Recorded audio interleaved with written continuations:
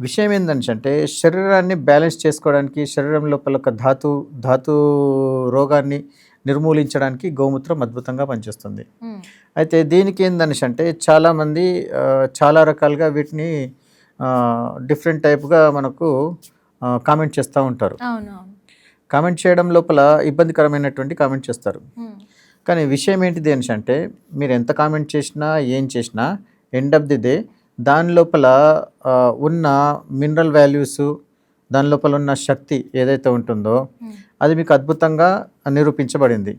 ఇప్పుడు క్యాన్సర్‌కి సంబంధించిన ఎన్నైతే రోగాలు ఉన్నాయో గోమూత్రము మరియు కొన్ని రకాల మూలికల్ని కలిపేసి మందుగా తయారు చేస్తున్నారు. దాంతోని క్యాన్సర్‌ని అదుపులో చేయగలుగుతున్నాం మనం ఇప్పుడు. హ్మ్.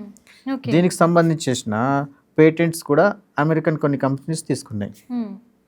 అంటే మన గోమూత్రము మనం సాంప్రదాయ పద్ధతుల లోపల మనం చేసే ఏదైతే ఈ వైద్య విధానం ఉన్నదో దీనికి మనం పేటెంట్ తీసుకునేది విదేశీయులు పేటెంట్ తీసుకున్నారు. పేటెంట్స్ ఉన్నాయి. మీరు ఇప్పుడు ఒకవేళ గూగుల్‌లో కొట్టేసిండ్రు అనుకోండి, కొన్ని గోమూత్రం మందులు తయారు చేసిన వీటి మీద పేటెంట్స్ ఉన్నాయి.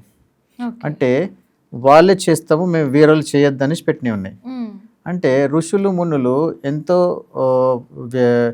ఎంతో ప్రయాసపడి దాని లోపల ఉన్న విశిష్టతని తెలుసుకొని అవును. ఆ భగవత్ జ్ఞానాన్ని పొంది దాని లోపల ఉన్న విశేష గుణాలని మనం బయటకు తీసి మనము ఈ యొక్క యావత్ ప్రపంచానికి మనం అందిస్తున్నాము. హ్మ్.